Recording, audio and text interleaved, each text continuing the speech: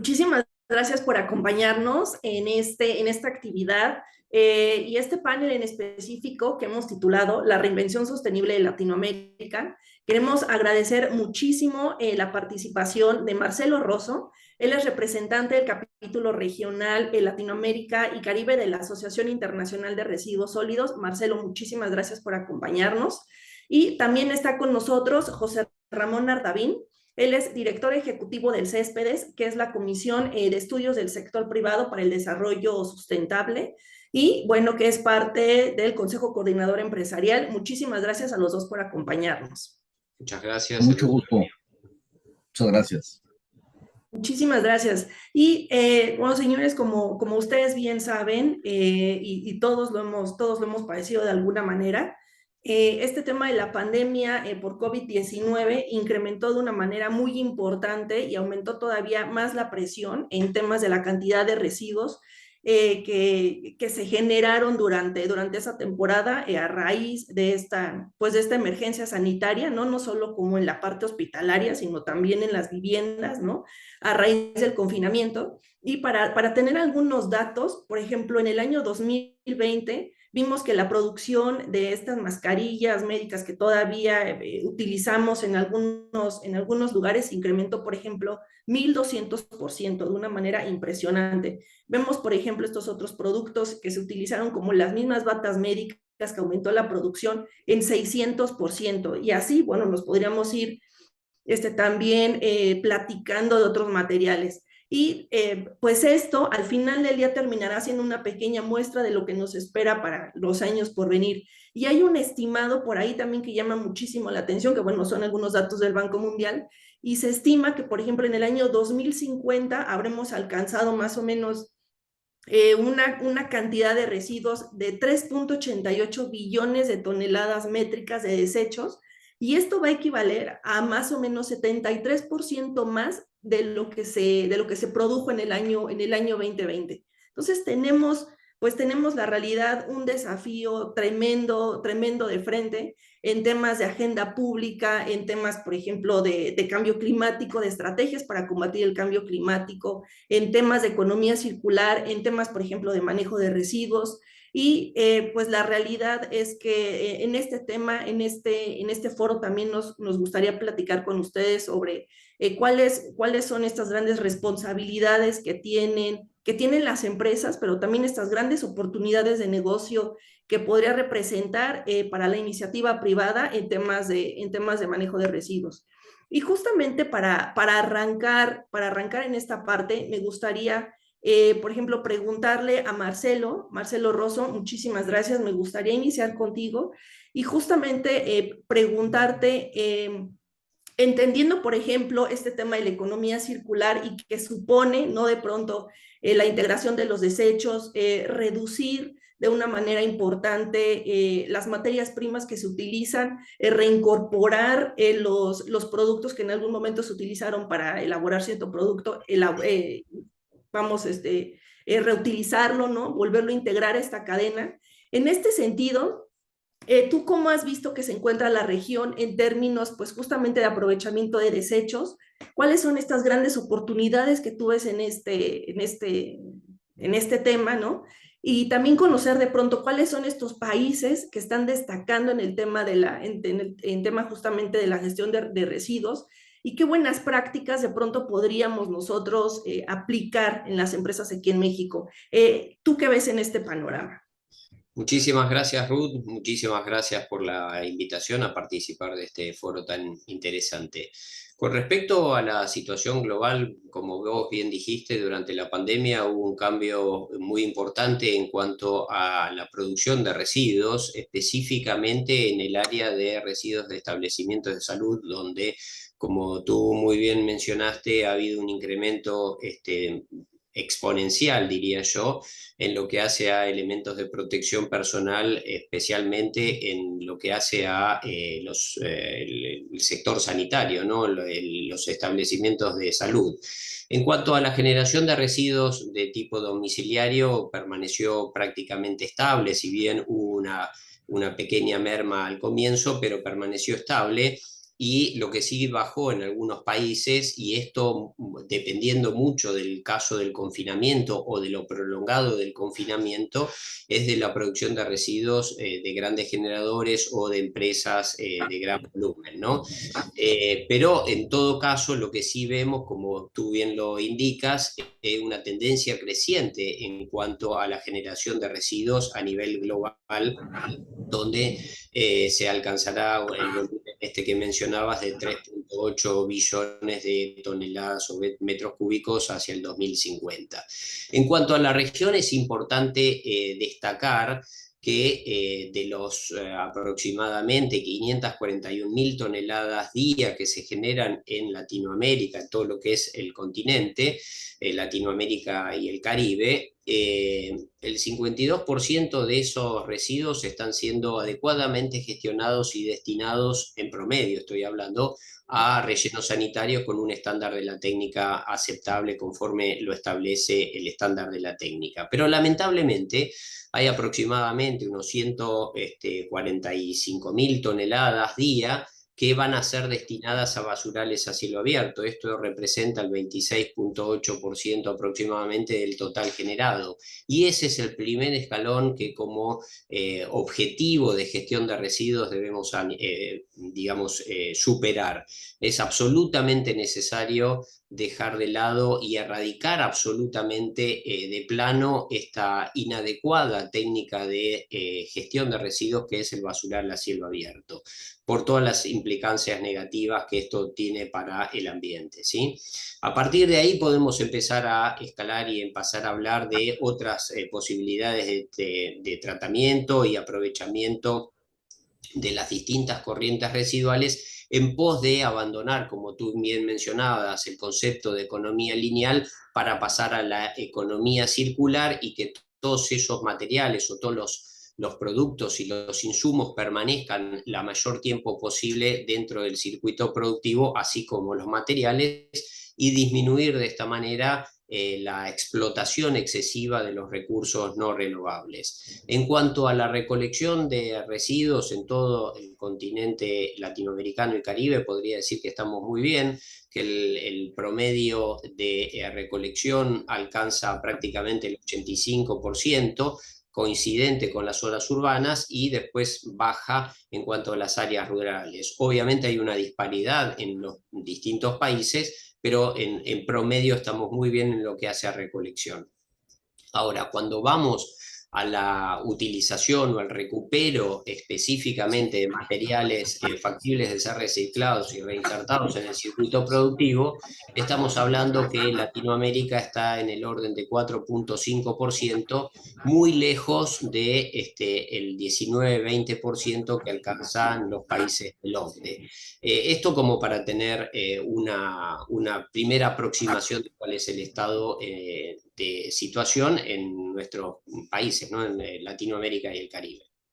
Muchísimas gracias, Marcelo. Y también quisiera preguntarte, José Ramón, ¿cuál es tu diagnóstico en este sentido? De pronto hemos visto que las empresas son cada vez más conscientes en este tema de manejo de residuos.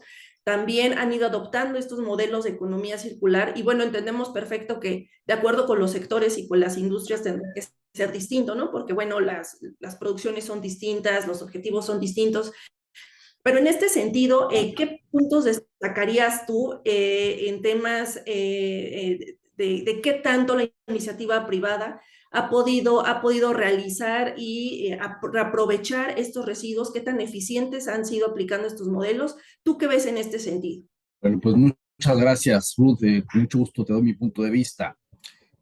Hay un tema que es fundamental en todo esto, que es considerar como una cadena de valor en cuanto al manejo de los materiales y de los residuos, donde todos tenemos una corresponsabilidad desde el consumidor, donde es fundamental que separemos nuestros residuos, luego la recolección, que debe ser de manera selectiva y de manera separada, cuando menos en orgánicos y orgánicos, para que no se mezclen estas dos corrientes, y entonces esto facilite o posibilite de una mejor manera la recuperación de los materiales o el aprovechamiento de los materiales.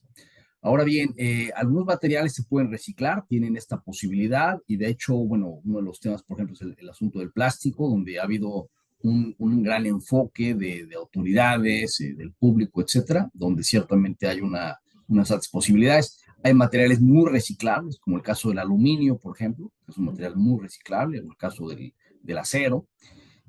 Hay otros que tienen más dificultades y entonces requieren otro tipo de aprovechamiento, como es el aprovechamiento energético, es decir, que se puedan utilizar como combustible en algunos procesos autorizados, donde está demostrado que las emisiones no aumentan, sino que se mantienen, o inclusive algunas veces son menores, en el caso de las emisiones de carbono. Y de esta forma, como lo hacen muchos países de la OCDE precisamente y del mundo desarrollado, pues se aprovecha también el contenido energético de algunos materiales cuando ya no se les puede aprovechar de otra manera. Y de esa forma se evita el confinamiento de residuos o aún en rellenos sanitarios. Como decía Marcelo, el tema de los rellenos sanitarios, pues una cantidad importante no se manejan adecuadamente. En el caso de México, pues no tengo aquí a mano las cifras, pero debe ser del orden de lo que él mencionaba. Y ciertamente, pues eso es un foco de contaminación en todos sentidos y es fundamental que se pueda corregir esta situación con infraestructura. El otro tema fundamental es esta infraestructura que es fundamental, porque a veces se piensa nada más en, bueno, las necesidades de reciclar, de recuperar, etcétera, pero no se ve la necesidad de la infraestructura, que es algo fundamental. Entonces, sin infraestructura no hay manera de que podamos avanzar en este tema, ni del acopio, ni del reciclaje, ni del aprovechamiento, ni de lo que se ha denominado economía circular, que por otro lado, cabe señalar, sí hay avances importantes en el tema del reciclaje, particularmente en algunos materiales. Sin embargo, bueno, como estoy comentando, no todo se puede reciclar. O sea, no es, digamos, el círculo perfecto no existe. Incluso, digamos, en el caso de las botellas de plástico, de agua, por ejemplo, las que se utilizan para agua, el famoso PET, si ustedes meten 100 botellas de PET de reciclaje, pues no van a obtener 100 nuevas, ¿no? O sea, porque hay una merma.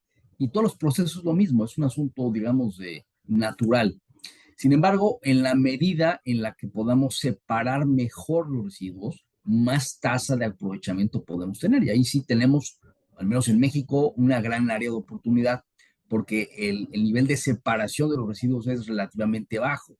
Y en ese sentido, es fundamental que todos los consumidores separemos nuestros residuos y que los servicios de limpia municipales los recolecten de manera separada, ¿sí? Porque si los mezclan, evidentemente se reduce mucho más la posibilidad del aprovechamiento. Y pues yo ahí lo dejaría como un primer comentario. Muchísimas gracias, José Ramón. Y sí, ¿no? De pronto vemos que surgen estas campañas de separación de basura y la gente como que empieza estos procesos en sus casas y luego vemos los camiones de basura que de pronto no mezclan otra vez todo y entonces empieza como esa tremenda gran contradicción que hemos sufrido durante varios años. Pero bueno, a los dos también quisiera preguntarles, Marcelo, José Ramón, de pronto ustedes, ¿qué han percibido en los empresarios, en la gente que está en los niveles directivos en las empresas? ¿Qué tan presente tienen este tema del cambio climático en sus mentes, en las estrategias, cuando justamente están llevando a cabo sus esquemas de sostenibilidad, planteando sus objetivos, planteando sus estrategias? ¿Qué tan relevante está siendo este tema y qué tan comprometidos están siendo? Yo creo que, en mi opinión, hay mucha disparidad, es decir, tenés empresas absolutamente comprometidas al punto tal que se inscriben dentro de esas empresas denominadas B, que hacen a todo el cuidado ambiental, la responsabilidad social empresaria y demás, con objetivos muy concretos y específicos en cuanto a reducción de residuos, en cuanto a disminuir la huella de gases de efecto invernadero, su impronta en el ambiente, el uso de combustibles renovables o energías renovables fundamentalmente. Hay otras que, digamos, van hacia esos objetivos un poco establecidos o impulsados por lineamientos de las casas matrices y eso los exigen en cuanto al cumplimiento de recupero de determinada cantidad de materiales o de determinada cantidad de materiales reciclables utilizados para la producción de nuevo packaging o nuevo embalaje, y eso hace una muy importante generación de demanda de lo que serían las materias primas secundarias, es decir, de nada tiene sentido separar el material para destinarlo a un reciclado si después de que se recicle no hay una empresa que lo demande para, como consumo para la producción de nuevos elementos, nuevos productos. Entonces todo esto hace a la circularidad, al movimiento entre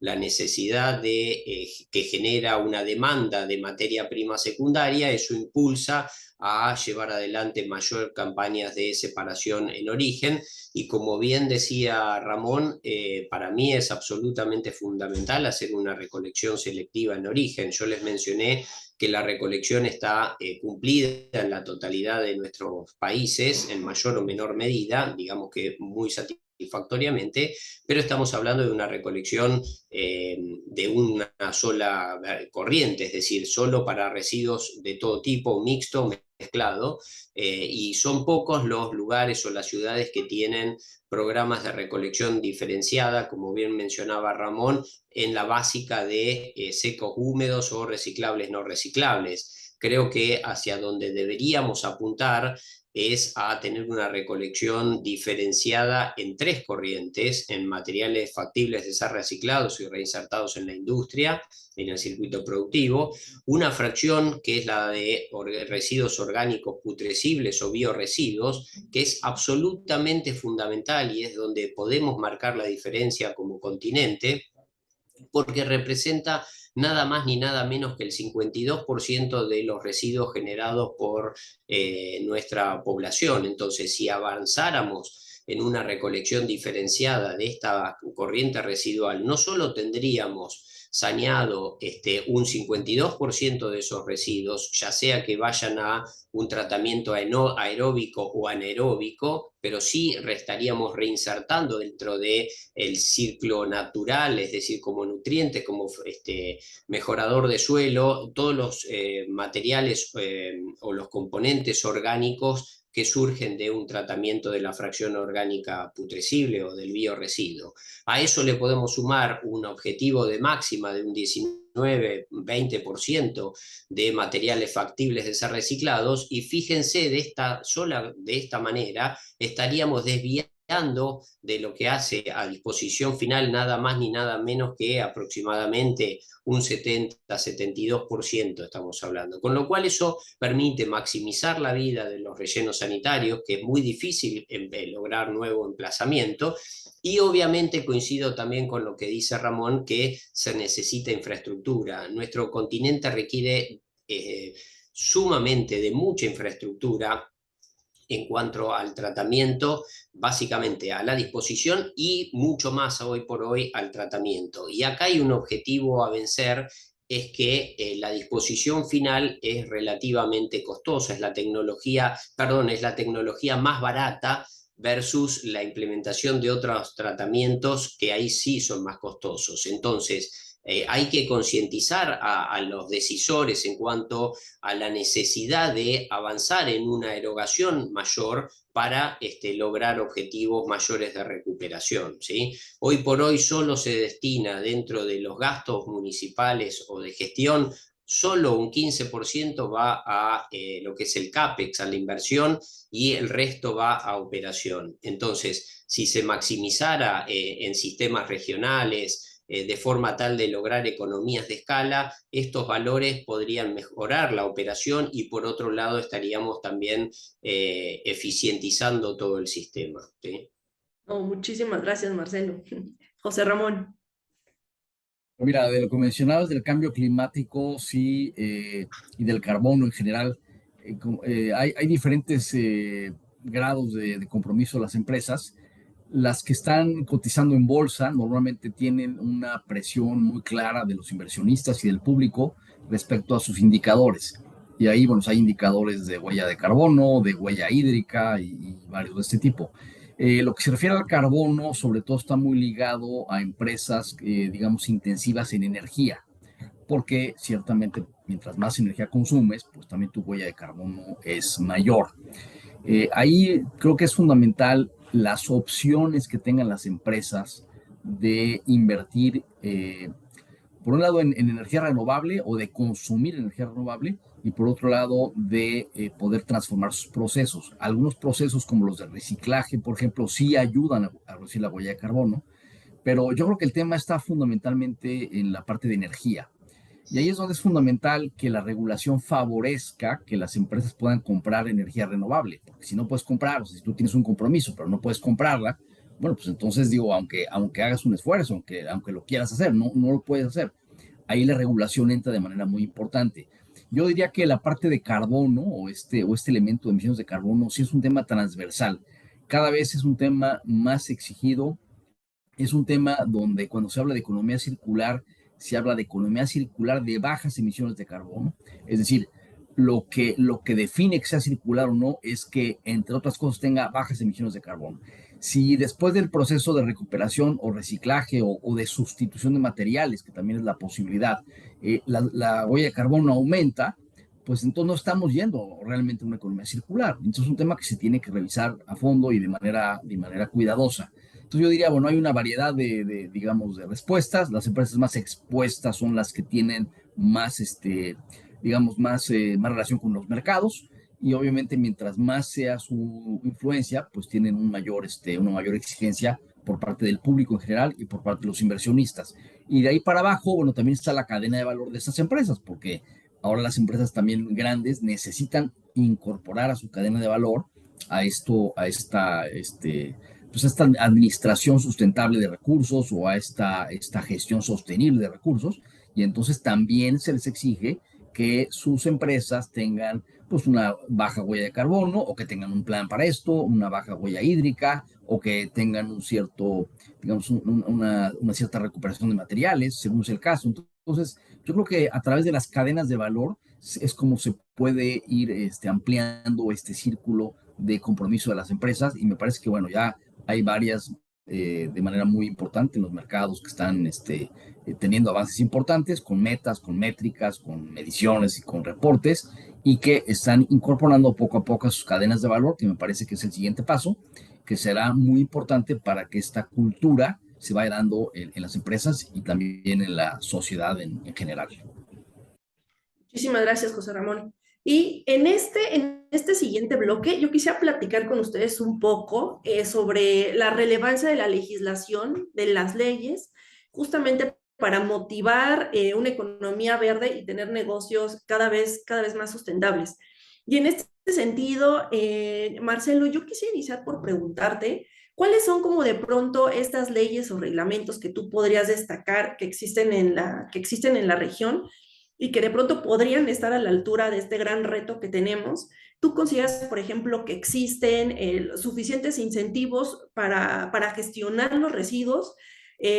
O cuáles consideras tú que de pronto deberían ser estos incentivos? ¿Qué ves en este sentido? Desde el punto de vista de incentivos, considero que no existen los incentivos. Desde el punto de vista económico, resulta en muchos casos más costoso comprar materia prima secundaria que comprar materia prima virgen. Por eso es que digo que es tan importante el compromiso por parte de la empresa. Es importante contar con leyes de responsabilidad extendida o compartida de los productores que valga la redundancia, compartan el costo de la gestión con la sociedad. No es justo que los municipios tengan que hacerse cargo de toda la logística inversa para que después se recuperen los materiales. Pero así como es absolutamente necesario contar con este tipo de normativas, también debería haber objetivos concretos, métricas a alcanzar, como lo tiene la Unión Europea, por ejemplo, y que esos objetivos las autoridades de aplicación las hagan cumplir. Y eso contribuiría desde el punto de vista de la empresa con la responsabilidad extendida, más el cumplimiento desde el punto de vista de la autoridad de aplicación o de control, para avanzar en esta línea. Y es absolutamente fundamental y necesario garantizar el financiamiento del sistema de gestión de residuos. En la actualidad son muy pocos los países de Latinoamérica y el Caribe que tienen un sistema implementado de forma tal de que el ciudadano pague por la cantidad de residuos que genera. Podría decir que son países limitados a contarlos con los dedos de una mano, es decir, no son muchos, diría que son muy poquitos.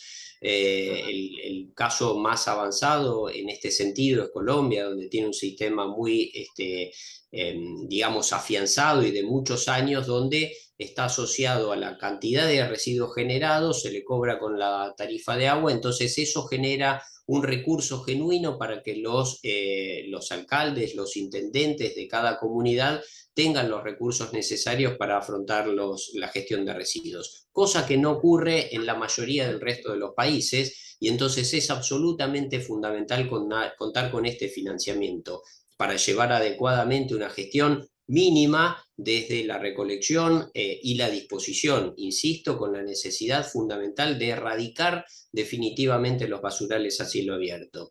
Y a partir de ahí, incrementar con todo lo que hace al tratamiento. Y esos tratamientos son costosos, que agregan, cada tratamiento agregan costo a la gestión y hay que afrontarlos. Muchísimas gracias, Marcelo. José Ramón, quisiera preguntarte, quisiera realmente que nos pudieras ofrecer tu opinión sobre esta ley de economía circular que está, por decirlo de alguna manera, detenida, ¿no? En la Cámara de Diputados, en la cual de pronto hay algunas metas, ¿no? Para la incorporación de este material reciclado, en específico, por ejemplo, plástico, concerniente al sector. En este sentido, yo quisiera preguntarte, ¿tú consideras que, por ejemplo, esta ley es la que efectivamente se requiere para avanzar en un tema de economía circular? Qué tanto esta ley de alguna manera se recarga en las empresas? ¿Cómo se podría perfeccionar? Y tú, ¿por qué consideras que de pronto esta ley pues, que aprobó el Senado hace un año pues no ha avanzado? ¿Tú qué ves en este sentido? Bueno, en primer lugar, decir que hay muy pocas leyes en el mundo de economía circular. Eso es un tema, digamos, complejo, muy complejo, porque es muy fácil caer en la sobreregulación. Economía circular es una especie de redefinición de desarrollo sostenible. Entonces, la verdad es que cuando ya está legislada la parte ambiental, ¿no? O parte de energía o temas de cambio climático, por ejemplo, pues es difícil una nueva ley que abarque todos los temas y que no sobreregule. Entonces, ese es el primer tema. La ley que se aprobó en el Senado es una ley relativamente flexible y también relativamente de fomento. En ese sentido, a mí me parece que es una cosa positiva porque fomenta. Finalmente, lo que necesitamos es mucho más incentivos. O sea, en realidad hay prácticamente cero incentivos. Y esta ley retoma una de las metas de la ley, también de otra minuta o otra iniciativa de la Ley General para la Prevención y Gestión Integral de los Residuos en materia de plásticos, donde sí tiene una serie de metas de contenido de material reciclado. En el caso de los plásticos, de 20% a 2025 para todos los envases y empaques plásticos y de 30% a 2030. Estas metas, la verdad es que, aunque hay gente que las ha criticado, son bastante importantes porque, en primer lugar, son similares a algunas de las metas de la Unión Europea en lo general. Claro, y no estamos en México como en el caso de la Unión Europea, con esa economía, ni con esa infraestructura, ni con esas capacidades. Pero por otro lado, lo importante de esta meta es que jala a toda la cadena de valor, como lo habíamos hablado previamente. Es decir, si yo quiero tener un 20% de material, digamos, de contenido reciclado en una botella de plástico, cuando menos necesito acopiar el doble, ¿no? Porque, digamos, ya para que lo pueda yo incorporar a un proceso, pues hay una cantidad importante de material que no se puede aprovechar. Entonces, esa situación lo que hace es que con una sola meta bien planteada, jala a toda la cadena de valor. Entonces, eso es lo que me parece a mí interesante de digamos, de esta meta. Por otro lado, comentar que el sector privado en México hubo un acuerdo voluntario que hicimos con el Senado de la República, donde incluimos precisamente estas metas de manera voluntaria y preliminar, porque también queríamos ver si era realista esto que estábamos diciendo. Y bueno, afortunadamente vamos en ese camino. Estamos cerca del 17, del 16% de contenido de material reciclado en promedio de todos los plásticos, lo cual es una cosa interesante. Y bueno, si tenemos que tener el 20% a 2025, vamos en el camino de. ¿no? Claro, hay unos plásticos que tienen más, que tienen el 25, que tienen el 30, que tienen más, pero depende del material. Entonces, la verdad es que nos parece que tiene que ser una ley flexible, de fomento. Sí tiene que haber algunas regulaciones muy claras, como es la ley de residuos, que en particular tiene que poner algunas metas de acopio, como de hecho lo está haciendo la propia ley, que está también en estudio en la Cámara de Diputados. Pero me parece que, como dicen, lo mejor es enemigo de lo bueno. O sea, una cosa aceptablemente buena, suficientemente razonable y que implica avances, pues digamos, hay que ensayar con ella, hay que aprovecharla, hay que ver qué tanto funciona y no esperar a tener una cosa perfecta que no sabemos si va a funcionar o no va a funcionar. Entonces, ese es el primer tema. El segundo tema también comentar es que la economía circular, la virtud que tiene, es que la primera palabra de esa frase es economía. Y economía implica temas viables, o sea, factibles económicamente. En el sector empresarial esto se conoce y se entiende muy bien porque lo que no es factible, pues no es económico. O sea, y entonces, este es un tema que es fundamental que se entienda, digamos, que se exprese correctamente. Y claro, este tipo de cosas tienen que ser viables, tienen que facilitar la inversión. Si no se facilita la inversión y la escala de la inversión, y no se puede hacer que sea viable en el ciclo económico, pues entonces hay que buscar otras alternativas, porque eso no funciona. Entonces, a mí me parece que eso es lo que es interesante. Y bueno, en el caso de una ley como esta, que insisto, es una ley complicada por el riesgo de la sobreregulación, pues yo creo que lo fundamental es que sea de fomento y que creo que relativamente la iniciativa que está en diputados, pues sí es una iniciativa de fomento, me parece que en ese sentido es correcta, puede ser perfectible, sin duda alguna, pero me parece que sería bueno que se avanzase en esta iniciativa y que sobre la marcha sean las correcciones o las mejoras, porque si nos vamos a esperar a tener algo perfecto, pues nunca vamos a tener nada, ¿no? Y a mí me parece que es buena oportunidad para la economía y para las empresas que se pueda aprobar esta legislación. Muchísimas gracias, José Ramón.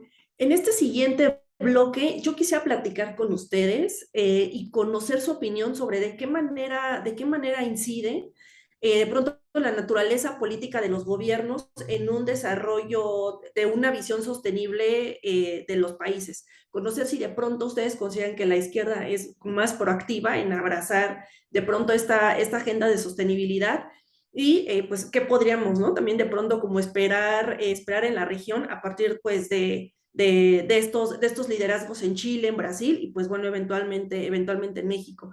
Y para abrir esta parte, ¿no? Esta parte de la charla, yo quisiera preguntarle a Marcelo, ¿cuál consideras, Marcelo, que es la expectativa en temas de este cambio de gobierno en Brasil? Que bueno, no es ningún secreto, ¿no? El tema de que Bolsonaro no ofrecía una mayor preocupación por temas relacionados con la sostenibilidad y en particular con la región del Amazonas, que es un tema que nos repercute tremendamente, no solo en aquel país, sino en toda la región, en temas de cambio climático. Y conocer si tú esperas que con Lula y con Gabriel Boric en Chile, por ejemplo, avance este tema de economía circular y la sostenibilidad en la región. Tú qué visión tienes en este sentido? Te decía que no es una pregunta sencilla de responder. En lo que hace a Chile, por ejemplo, Chile en el gobierno anterior a Boric había sancionado ley de responsabilidad extendida para varias corrientes residuales o para varios productos y hoy por hoy se está en etapa de implantación. Yo creo que en ambos casos, y me atrevería a decir que en muchos casos, la propia dinámica, la realidad imperante desde la presión en muchos casos de las empresas y la ciudadanía hacen que los gobiernos, independientemente de su orientación política, avancen con alguna política con mayor fuerza o menor fuerza, posiblemente, dependiendo de su sesgo, pero creo que es una realidad que ya está instalada y que es difícil de tener, tanto en Chile, en Uruguay, en Brasil. Creo que el sistema de gestión de residuos en Brasil se ha afianzado muy fuerte en los últimos años, en las últimas décadas, donde se está avanzando en la erradicación de basurales a cielo abierto, y se ha avanzado mucho en cuanto a el recupero y reciclado de materiales, independientemente de la existencia o no de leyes de responsabilidad extendida para determinadas corrientes residuales. Se han generado propios sistemas voluntarios donde participan las empresas, y eso hace que se mantenga activo. Entonces, yo creo que la influencia de los gobiernos existe, obviamente no podemos evitarla, pero creo que la propia dinámica de las circunstancias, la concientización del cambio climático de la ciudadanía y la presión empresarial hace que el sistema continúe en movimiento. Muchísimas gracias, Marcelo. Y José Ramón, también quisiera preguntarte, en México, bueno, sabemos que existe esta visión hacia el sector energético, en donde hay un claro impulso hacia las energías fósiles. En este sentido, yo quisiera preguntarte, ¿qué tan importante, qué tan crucial va a ser la elección del 2024 en temas de cambio climático? ¿Tú qué ves en ese sentido? Pues mira, más allá de hablar de un escenario, vamos a decirlo así, yo diría que para el combate al cambio climático sí es fundamental la transición energética a energías renovables. O sea, no hay ningún país del mundo, ninguno, que pueda combatir eficazmente el cambio climático sin hacer una fuerte transición a un mucho mayor porcentaje de energías renovables. Claro, esto depende de los recursos de cada país, etcétera. En el caso de México tenemos una insolación extraordinaria, de las mejores del mundo. También tenemos en muchos lugares muy buenos vientos y tenemos también algunas posibilidades de usar energía hidráulica o energía geotérmica.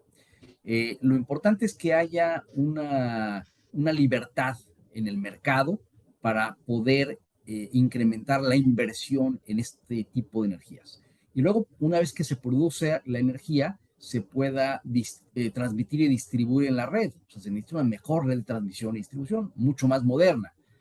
Las llamadas ahora redes inteligentes lo que permiten es incorporar a la red en tiempo real las diferentes fuentes de energía, según sean más limpias y más baratas. Porque claro, el sol y el viento pues no están todo el tiempo, digamos, en su apogeo, ¿no? No se genera todo el tiempo. Entonces, se requiere que cuando se genera se pueda incorporar a la red de manera muy sencilla. Pero esto requiere un cambio en la red. Y de hecho, en México, uno de los mayores retos es invertir mucho más en la red de transmisión y distribución de electricidad.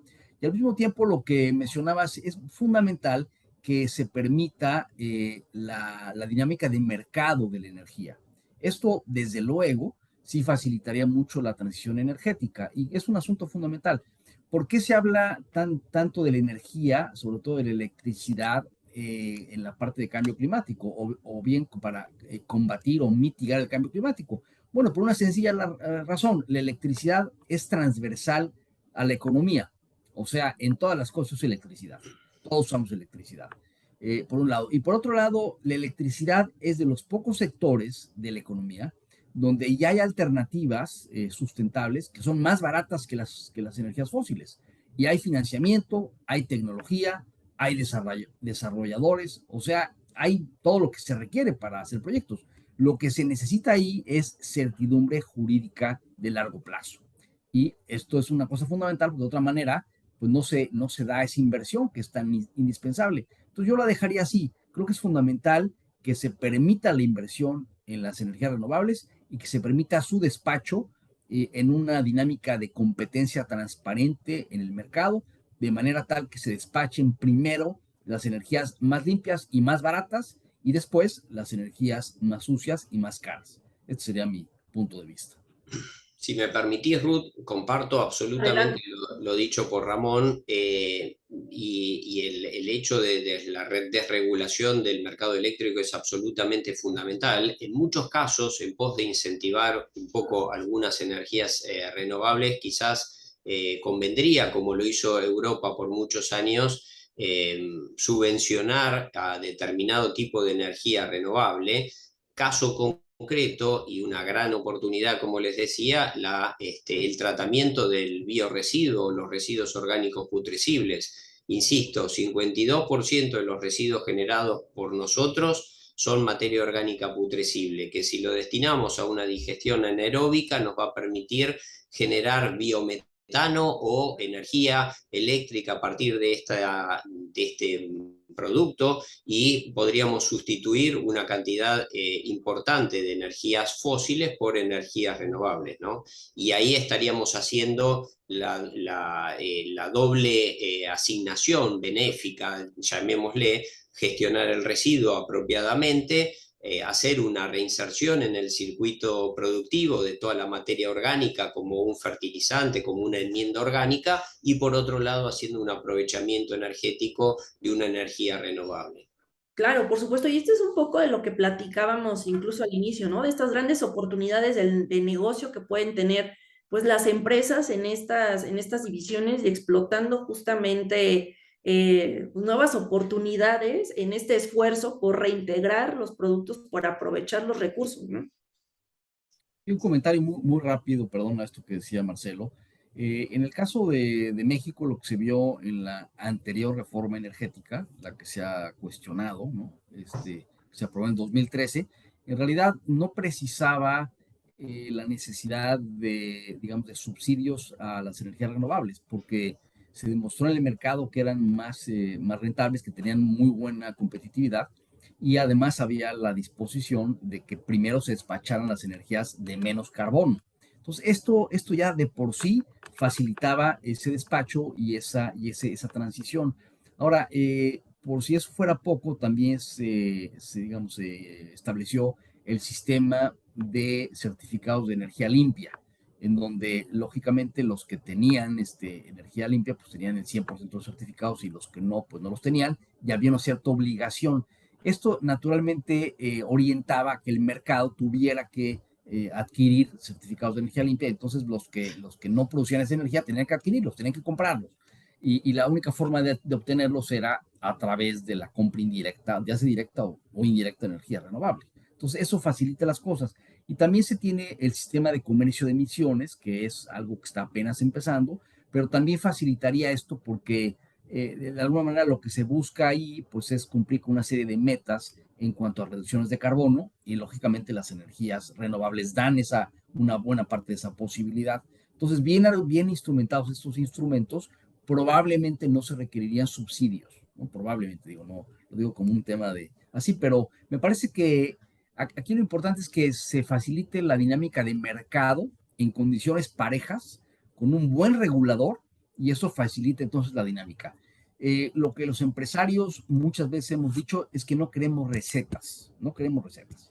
Nosotros sabemos adecuarnos a los mercados cuando las reglas son transparentes, cuando son estables y no cambian todo el tiempo.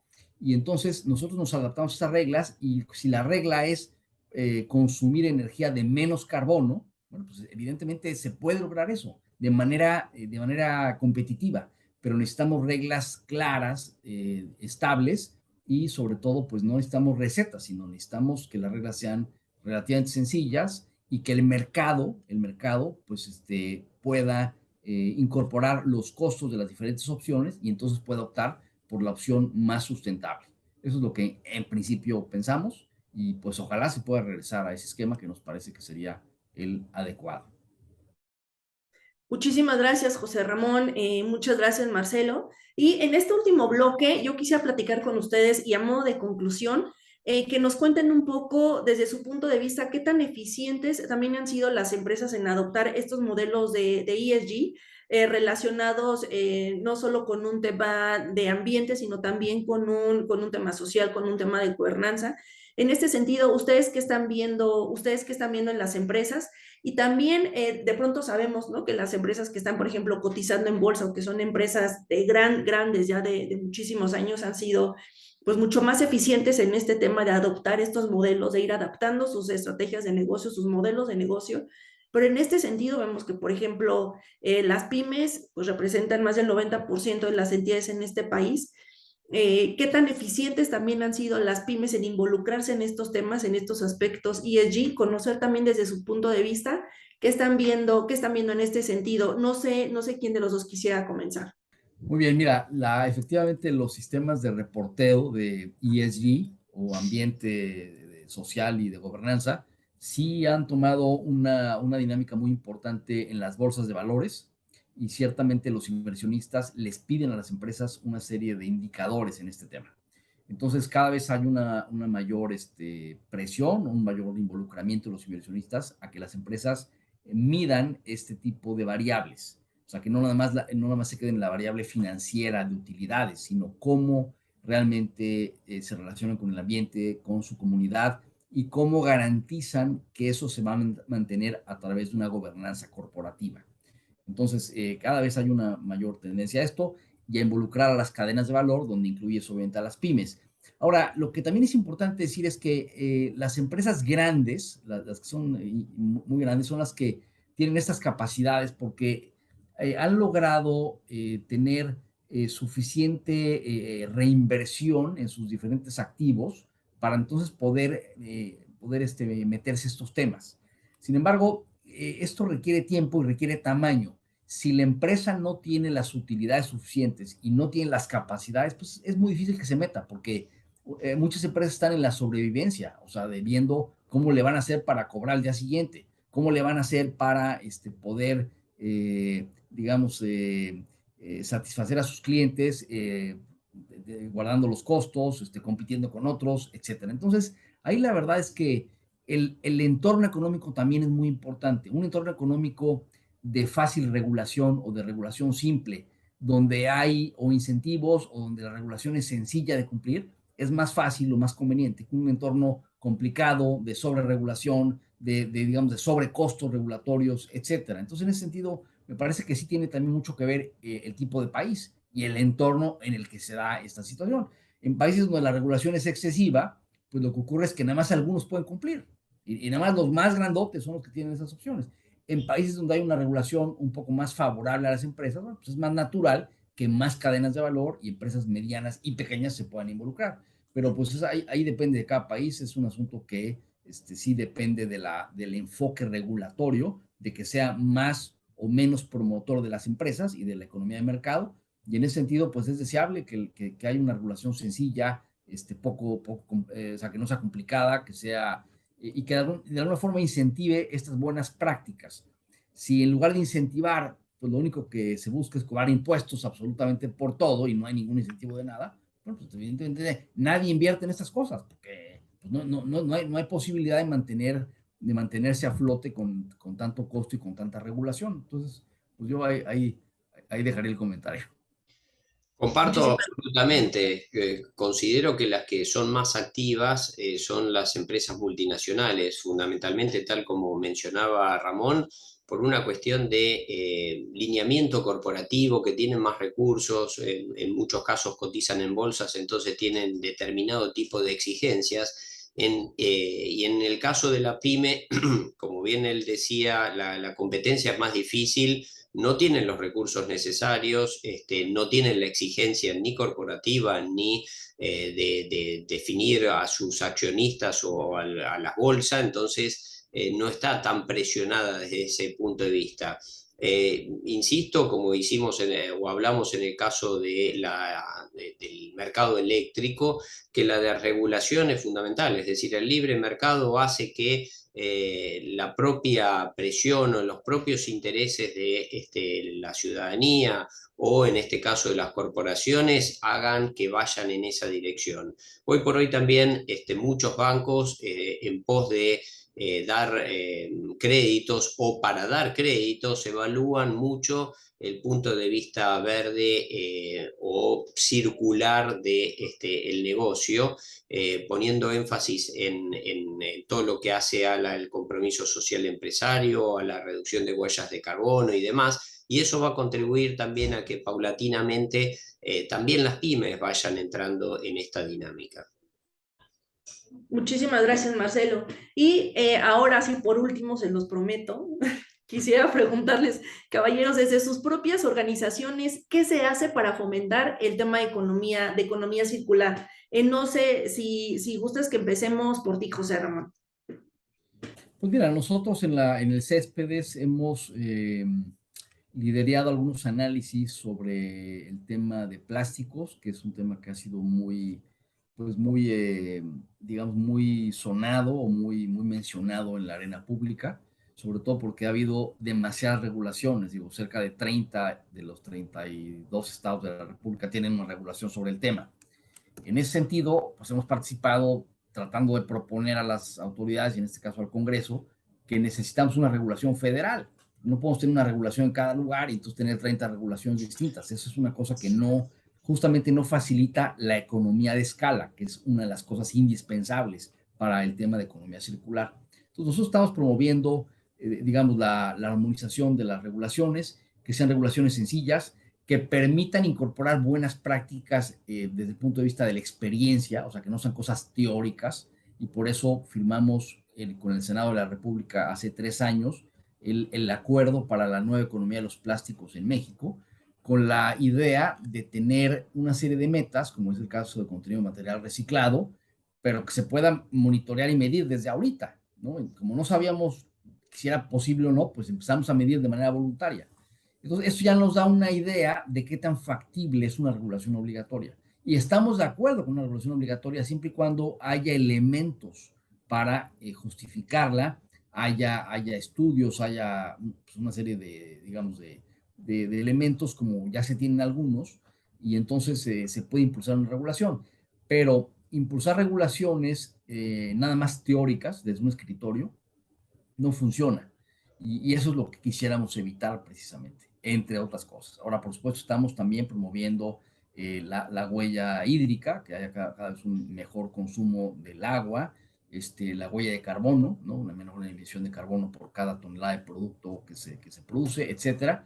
Y nos parece que, bueno, en la medida en la que podamos incentivar estas buenas prácticas y estos indicadores de desempeño, podremos ir avanzando en el tema.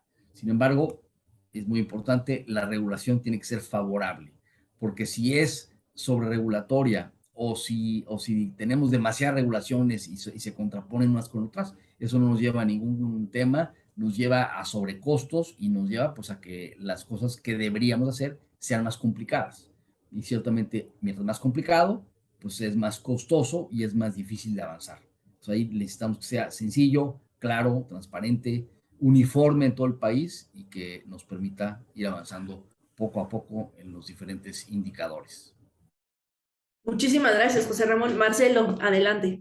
Bien, como tú sabes, ISWA, la International Solid Waste Association, es una ONG, una asociación no gubernamental sin fines de lucro, cuyos socios son empresas, profesionales, operadores del sector de la gestión de residuos, cuyo objetivo es promover, propiciar una adecuada gestión de los recursos y los residuos, o los residuos y los recursos, valorizando y promoviendo las buenas prácticas, y tenemos presencia en más de 110 países del mundo, y lo que hacemos es justamente asesorar a los gobiernos, a los municipios, a las empresas, en las buenas prácticas y orientarlos en pos de los objetivos que estamos planteando, ¿no?